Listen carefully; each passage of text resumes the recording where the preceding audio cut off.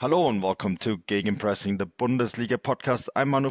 He is Stefan Bienkowski. Hey Stefan, how's it going? This is the last main show of the season. Gonna talk German Cup final, relegation playoffs. But before we dive into all of that, how's it going, bud? Yeah, doing well. It seems quite crazy. It's the final match day, I suppose. Well, it's Mm, not technically a match day. Final podcast, at least free one of the season, or at least until the Club World Cup comes along and we try and figure out how much of that is worth covering. But yeah, it's been some season, and perhaps quite fitting, Manu, that it ends with you sitting in an empty stadium yeah. in a forgotten corner of Germany. Can we say?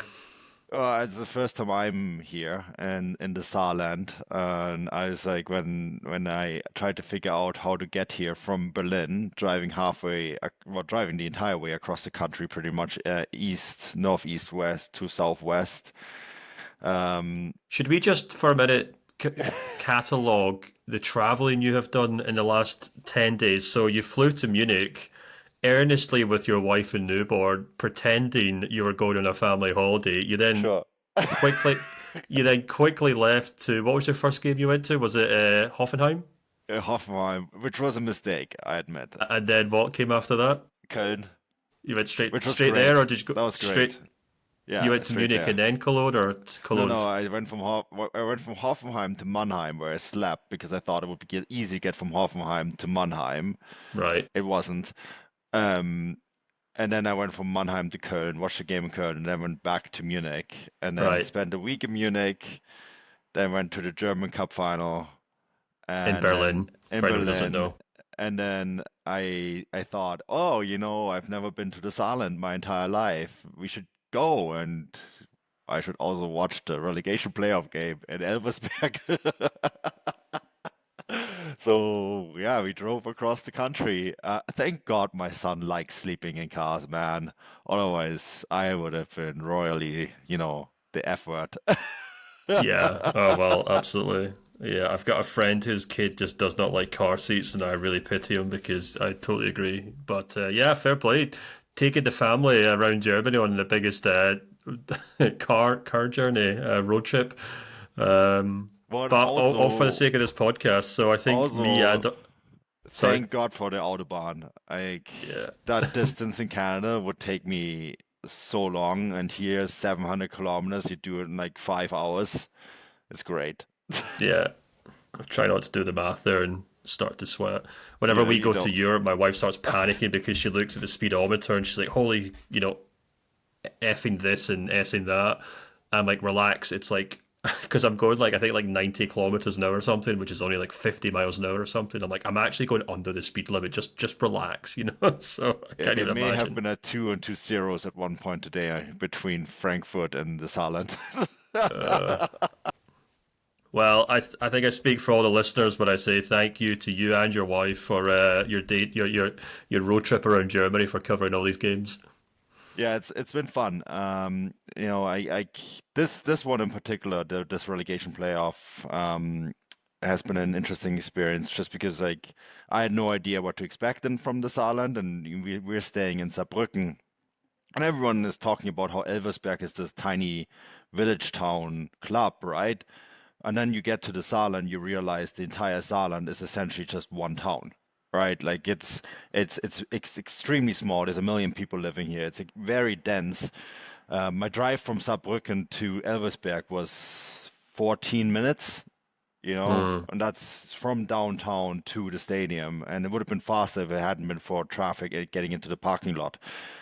And so, it made me realize that yes, this is an extremely small club with an extremely small stadium. Although they're renovating, it's all construction site, and we did the internet speed test to see whether we could do it, and it's probably the best internet of any soccer stadium in Germany, Stefan. It has a terabyte a second, which is remarkable. Having been to many press boxes, I tell you that's really good.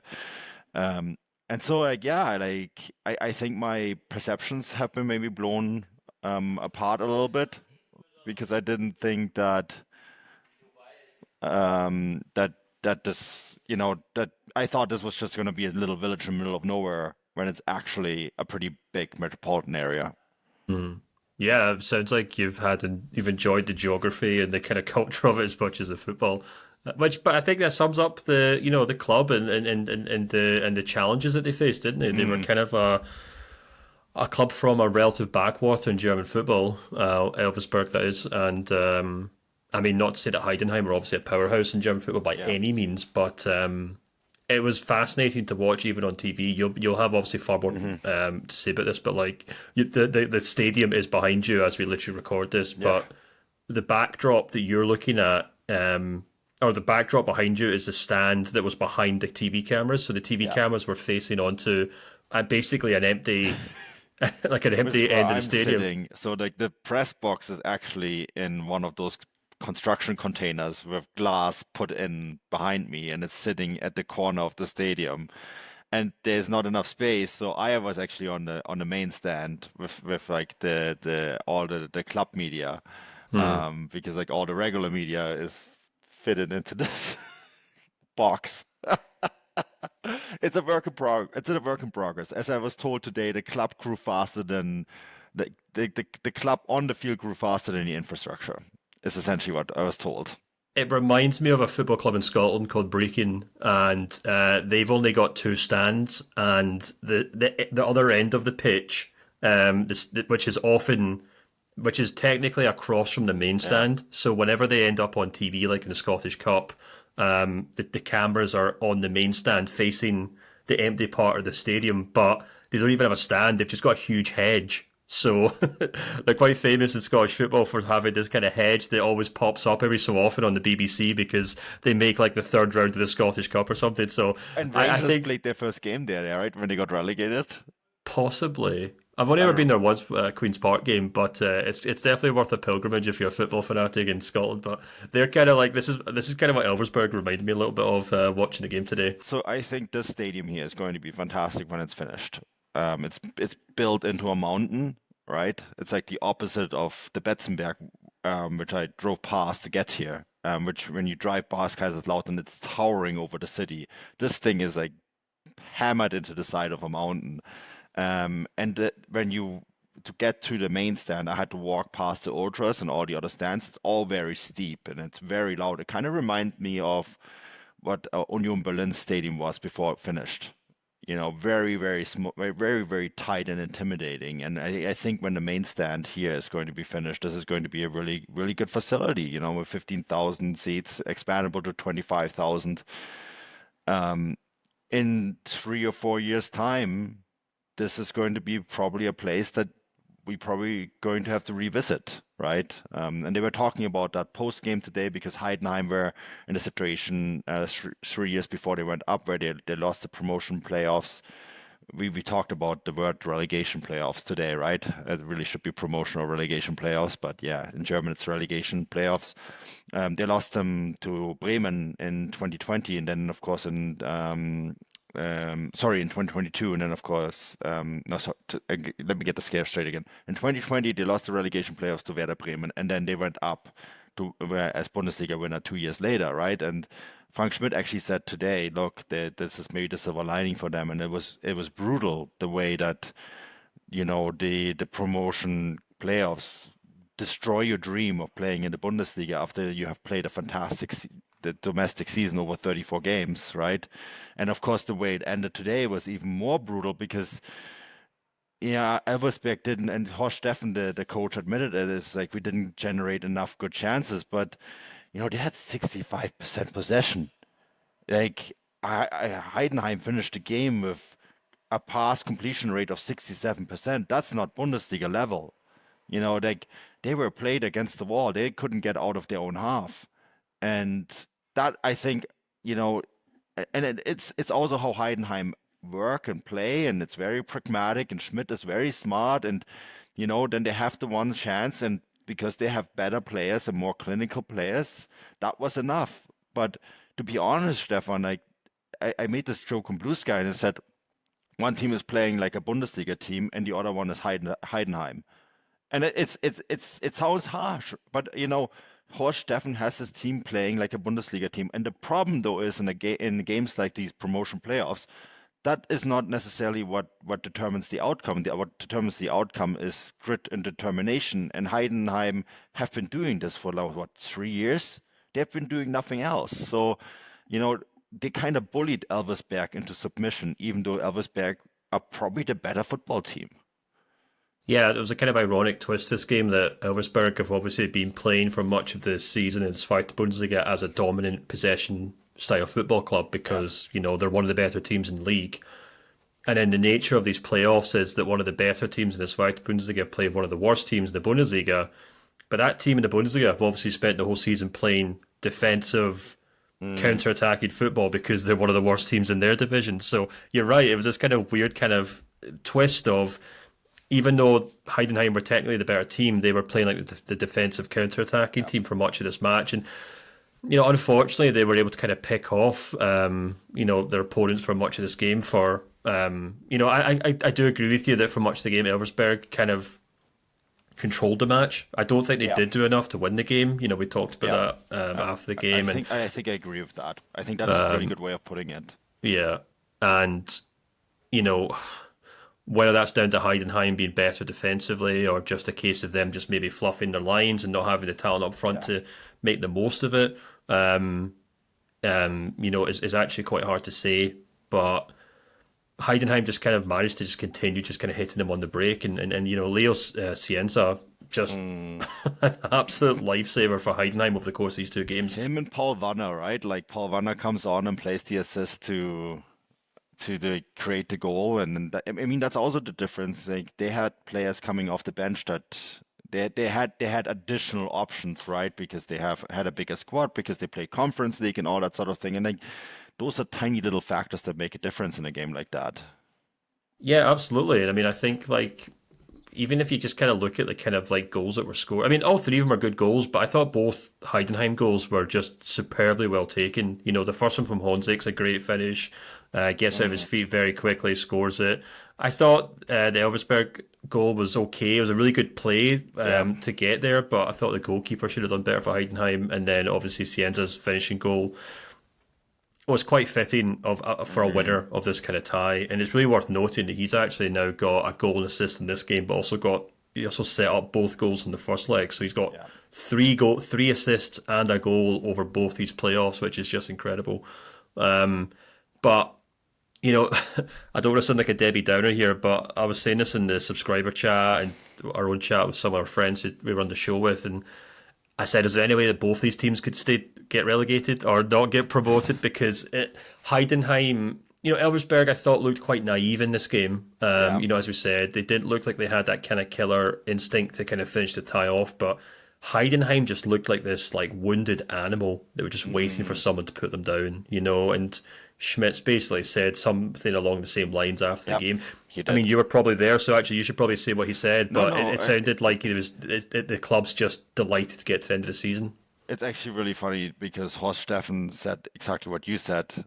He said, like, we weren't good enough to put this game away. We weren't clinical enough, and, you know, we weren't, although we dominated the game, we didn't create enough chances to win it. Right, so he would agree with that, and then Frank Schmidt basically said like we didn't deserve to win this game.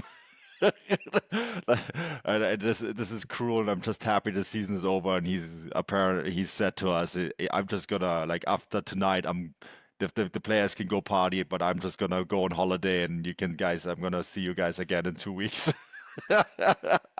What he said, like I'm done. I'm gonna be gone for a while. Yeah, I think the direct quote was, "From tomorrow on, no one will see or hear me until July." I think it was. He repeated it several times, and I can tell. Like, I mean, he ran onto the pitch to celebrate this goal and fell. Yeah, He held up.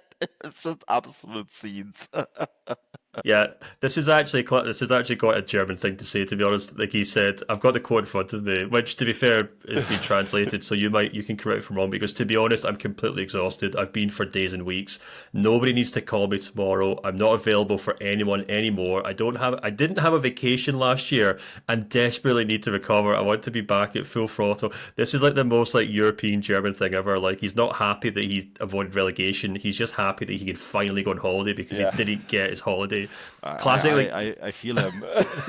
like that meme or the thing going around where, like, you work for a company that has like an American and European offices, and the Americans try to email and it's like, sorry, I'm off, I'll be back in like 6 weeks, and it's classic European holidays things. But I got scolded by our German boss for answering an email while I was on holiday. He's like, "Why are you answering this email? You're on holiday." I'm like, "It's just an email." yeah, I'm sure American listeners won't understand that, but yeah, it's taken very seriously over the side of the pond. But yeah, I'm sure I'll. Do you know what? I'll probably bump into Schmidt somewhere in the Scottish Highlands. I'm going to Skye to stay with my wife's family for a couple of weeks in June, and I would be. I mean, the place is. There's probably like at any given time like 200,000 or 300,000 Germans on the island at this time of year, so I would be surprised if he's one of them. But if I bump into him, I'll let you know. Yeah, it wouldn't shock me. It wouldn't shock me at all. There's actually a really interesting parallel to the next game that we're going to talk about, the German Cup final, which Stuttgart dominated, bunny ears, quote unquote, dominated. Because just like this game, it was actually the lower division team that had 65% possession. Did most things with the ball, and VfB Stuttgart actually, and I thought this was really interesting as in my observation. First of all, crowning achievement by Sepp Hoeneß, rescues the season that was in danger of completely falling apart. Reached the minimum goal in the Bundesliga, which was top half, right? And now he won the DFB Pokal. So no one in Stuttgart, I think, is going to care what the Bundesliga result ultimately is, because they're back in Europe. They have silverware or goldware, I guess, because it's a golden cup. Yeah, and so huge amount of goldware. And that is amazing. So we can talk about the consequences and all of that later on. But for Stuttgart, that's another crowning achievement, and it means that the year after they reach the Champions League, they have now won a title. They go back to Europe. They can keep growing. They've announced a new sponsorship with LBBW and the Landesbank, which is a big deal. It's worth over 10 million euros a season, right? So it's a good thing. But I thought this game was so interesting because Sepp Hoeneß looked at the way Arminia Bielefeld went through the German Cup and beating all these Bundesliga teams, and is like, you know what? I'm gonna give you the ball. I'm going to give you the ball and you guys can figure it out, because if we gonna have the ball, we're going to be in trouble. So I'm going to give you the ball. And I was just thought, like, this is a really, really interesting way that he kind of solved Arminia Bielefeld by saying, like, well, you heard all these teams on the counter, so I'm just gonna create a situation where you can't do that, because you will have to pass the ball around, and we're just gonna take the ball off you. And every time we're gonna take the ball off you, we're gonna score, because we have Nick Woltemade, we have Enzo Milo, and we have Dennis Undav, who can basically in one-on-one situation put the ball in net. And I thought it was a pretty easy and straightforward tactic, Stefan. Yeah, it's a really interesting approach to the game, and you're absolutely spot on. I think Arminia Bielefeld will really bitterly look back on this game and say they were almost their own worst enemies throughout the match. I mean, you can really go through that game, and the first three goals all came about from Bielefeld mistakes, like directly being like intercepted in the middle of the park, or with the second goal, from the counter-attack from the corner, just like two Bielefeld players basically running into each other, and then Stuttgart basically just running up the pitch and scoring. Third goal, Bielefeld defender getting basically shepherded by Undav into running with the ball, and he gets taken the ball off him, and then they score a quick counter-attack. And it was a real shame from the kind of neutral point of view, because Bielefeld obviously had that tremendous opportunity to open the scoring before Stuttgart started scoring their goals. Yeah.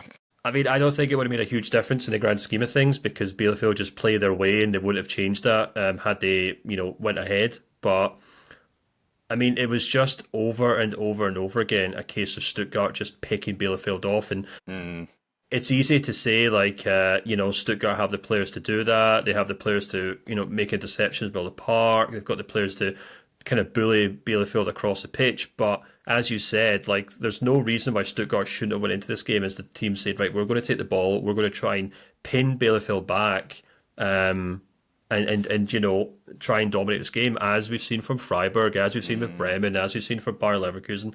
And you're right, it took a lot of kind of tactical nous, and it took a lot of kind of smart thinking from Hoeneß and that team to say, if we let these guys take the ball, if we let them pass it around, maybe it's a case of the game and the atmosphere getting the better of these players who obviously don't have the experience.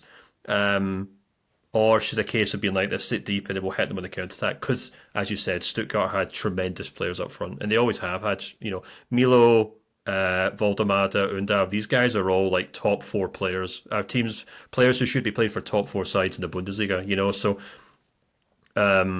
maybe maybe make an argument Stuttgart team's a little bit top heavy, and that playing that way allowed them to kind of take advantage of that. But I guess ultimately it wasn't a huge contest, Manu. But at the end of the day, it's still a huge achievement. As I said on social media after the game, it's first time in the Champions League in 15 years and the first Pokal title in 28 years. I had someone respond to me on social media being like, I'm pretty sure Stuttgart were in the Champions League 3 or 4 years ago. And I was like, Stuttgart were fighting relegation 3 or 4 years ago. I think people just still see Stuttgart and think, oh yeah, they're one of the biggest clubs in Germany. I'm sure they do this all the time. But unless you've been following German football, like admittedly most people listen to the show do, you really don't appreciate the kind of Manu, the scale of this achievement for Stuttgart, even if it was a case of them on their day kind of quite comfortably picking Bielefeld off. Boy, I mean, it's also, what sort of catalyst this can be for football clubs. We've seen the journey that Eintracht Frankfurt have made since they won the German Cup in 2018 against Bayern Munich, right? It does, winning generates winning. Once players get used to winning and winning silverware, then they believe they can win something else, and then it becomes addictive, and this is what ultimately does this. It generates, like, no one will say, "Oh, Stuttgart finished ninth in the Bundesliga." Like they're like, "Oh no, they're the German Cup winners, VfB Stuttgart," and they're back in Europe, and this is the year after. It's just. It becomes something, and then players will look at the club and they're like, if I go to Stuttgart, I might be able to win something, and then I do really well, and then I can go maybe to Bayern or Real or like one of these other big clubs, right? Because I am always going to be in Europe, I'm always going to be able to compete for silverware as long as Sepp Hoeneß is there. So it changes everything for them, and the narrative has kind of really flipped now. And I think there was a danger that if they don't win the final, then we would have all looked and said like, oh man, this is a huge disappointment, right? It was a very fine line that they walked, but they got the job done, and huge congrats. And it was a really great moment at the press conference when Sepp Hoeneß showed up and he tried to give give his interview and and he was just like, just started talking. Then all of a sudden the players came in and like showered him with champagne, and the DFB Pokal was sitting there, and he's like, you know what? Screw it. I'm a cup winner. I'm gonna leave now. The press conference is over. Just ran out with holding the cup over his head out of the press conference. We're all like the DFB press officer who's obviously experienced the champagne showers and the beer showers, but has never seen someone just walk out with the German Cup ending the press conference. He was just sitting there baffled, and he's like, well, I guess the press conference is over. Yeah, it's it's a great achievement, obviously. That happens at all these kind of cup things. I think we were both at the Champions League when it happened to Ancelotti, potentially. Yeah. I think something like that maybe happened. But yeah, it's you're right. It's a huge thing, and Stuttgart's season in terms of success or failure really did kind of hang on what happened in this game, because the nature, and I had actually did someone ask me about this on Blue Sky after the game. They said, what's going on with Stuttgart, and why did they do so well? Why did they do so poorly in the Bundesliga? Is this a good team, or is it just a case of people really kind of struggling to make the most of it? And I kind of said, well, their team have obviously gone through a lot of transition, a lot of turnover of players. I expect big things from Stuttgart next season. I said, I think if Hoeneß can keep the players that he wants and kind of trim that squad down, I generally think it's a team that should be aiming for top 4 next year. But this season they definitely had to do something this season to show that they weren't just making up the numbers in the Champions League, which unfortunately they kind of were, even though they did get some big wins in it.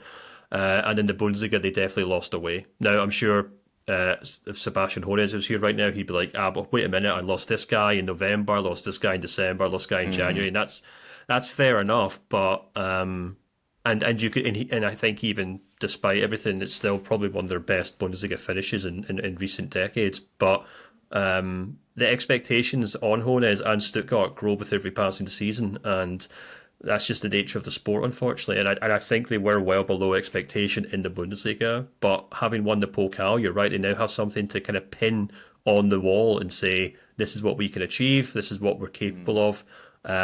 Let's see what we can do next season. And if that's good enough to kind of keep these guys, some of those stars at the club next season, then it'll be all worth it, Manu. But something tells me we might have to wrap up the show in a minute.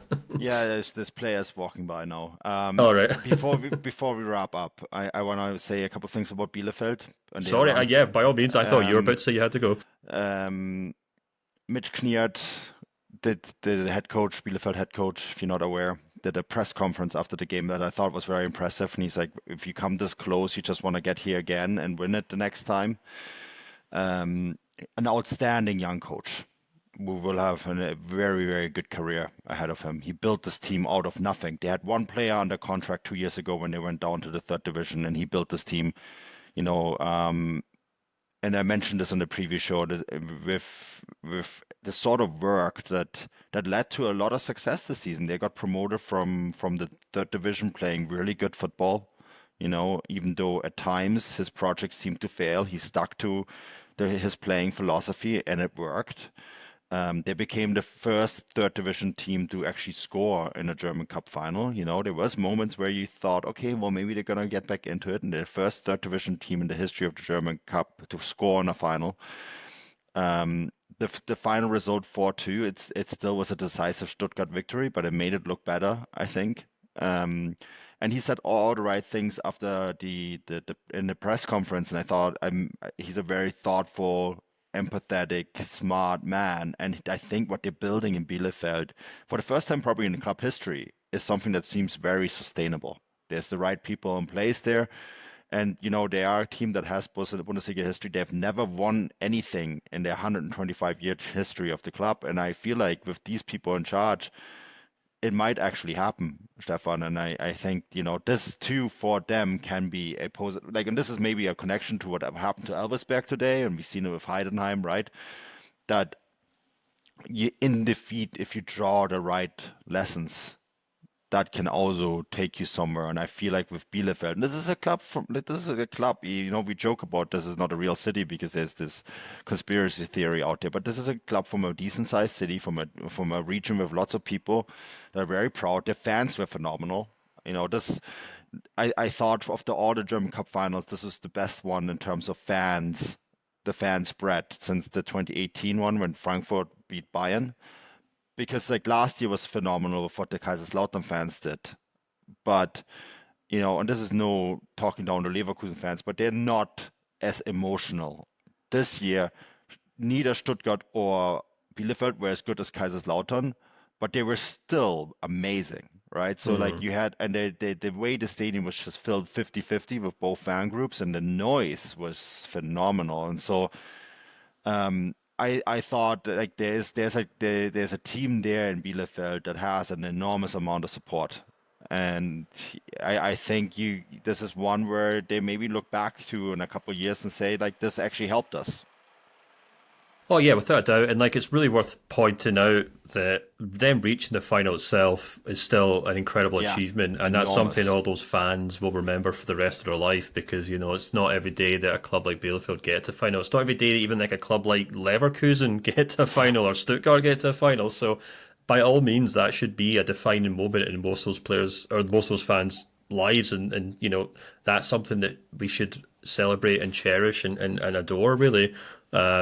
And yeah, it's an opportunity for the club to kind of say that's what they're capable of. They deserve so much credit. I think they're going to make absolute waves next season with the way they play, with the coach. Yeah. We did a whole piece on this. We did a whole deep dive on the match in the previous show and talked about how impressive the coach has been, not just at Bielefeld, but leading up to every basic coaching position that he's had. And the clubs that they basically beat 4 Bundesliga clubs on the way. They actually had a tougher run to the final than Stuttgart did, I would say. And so even just reaching the final was a huge achievement. And Yeah, they didn't get to walk away with a big infinity gauntlet, but they did. Love They that did. They trophy. did. So good. Yeah, yeah. Was it? I think I called it something like Thanos' gauntlet or something like Yeah, that. he did. But it's obscene. I love it. But yeah, like you know what? Hats off to Bielefeld. It didn't work for them on the day, but that's fine. I mean, no one, honestly, no one really. I mean, obviously Stuttgart fans, and I know they obviously want to win the thing, and it means a lot to Stuttgart that they won it, but. Bielefeld were already winners when they stepped on that pitch. It didn't really matter if they won the game or not, and I'm sure their fans probably feel the same way. As I walked back, as I took the train back with Dan Whiten, friend of the show, right? Contributor at times. I stayed at Berlin Zoologischer Garten where the Stuttgart fans were, and there was a lot of Bielefeld fans around there, and they all partied. And like this was at like 2 o'clock in the morning, and they made they turned night into day in Berlin. Both fan groups did in a peaceful manner too, which is I think really nice to see. And so, yeah, hats off to the Bielefeld fans that despite the defeat made this a huge party. Like as we left the stadium, they were still there and in the stadium partying it up with their players, and same for Stuttgart. So it was a great night. As it always is, Stefan, the German Cup final is a really wonderful conclusion to the domestic season, and yeah, good way to wrap up the uh, beyond paywall segment of this Yeah. season for us. So yeah, and I guess with that note, I want to wrap this up before I do get kicked out of this wonderful press box, the container, because there's a big truck driving by, and I think it actually might pick up this container and lift it off. And You'll be on your next adventure on your I don't road want to trip. like track out. There's like my car is standing in the parking lot, and yeah. So let's wrap this up. It's late. It's late for you. It's late for me, and we both have little children that get us early in the morning. Yeah. Just one more thing before we wrap up, just a bit of an announcement for people. Yeah, Like you said, we will continue doing the bonus yeah, shows through the summer, which will be the transfer roundup shows, which we'll be doing twice a week for paid subscribers on Substack and on the YouTube channel if you become a member. We'll be putting clips out from those shows from time to time, obviously, as we continue to do, but obviously the vast majority of it will be on those shows behind the paywall. So definitely sign up if you want to continue with the German football stuff. You'll obviously be at the Club World Cup. We haven't really mm, figured out if no, that content's going to be before in front of the paywall or behind it, but obviously sign up if you can. Another thing I want to say, Manu, we're doing the last year we did the Player of the Year and the Young Player of the Year vote yeah, with our subscribers on the Substack chat. So if you are a subscriber, make sure you keep an eye on the chat on the Substack app this week. And again, if you're not a subscriber and you don't know what we're talking about, last year we did a vote with all our subscribers to see who got to win Player of the Year. I think we did Young Player of the Year as well. We'll definitely do it this year, and maybe Manager of the Year as well. And then we'll do a big show talking about all those and talk about the results. Not quite sure how I'm going to include the YouTube members in that, but I will try and figure out a way to do it. So if you are watching this on YouTube, don't worry, I'll figure something out. But if you don't subscribe to either of those things and you want to vote, then maybe that's a good excuse to join our little club. And we'll obviously have the chat on Substack, which we have, which is just Dortmund and Bayern fans just hitting their heads against each other every week, and the rest of us kind of laughing along. Sorry, guys, you know who you are. You yeah, cheer, you make our day every day with your absolutely. yeah. But anyway, that's that. But For and a big thank Stuttgart, for and a Stuttgart, big they win a big title, and Bayern fans talk about some I transfer. know, I know. But also just a big thank you to everyone who listened to the Yeah, show this season as well. You guys have been great. The numbers continue to tick upwards, and we keep finding new fans and people from around the world. And it's just great that people enjoy our little show, Manu. absolutely. Yeah, big thank you from me as well. Dankeschön. It's been another great season as the truck comes to pick me up. He passed. This is the That TV would truck. be that would be such a dramatic ending if you Yeah, literally yeah, just just drove like they off get into the picked up. night I and think then the this is features this is cut. our Italian colleagues from Rai. They covered this game. Okay.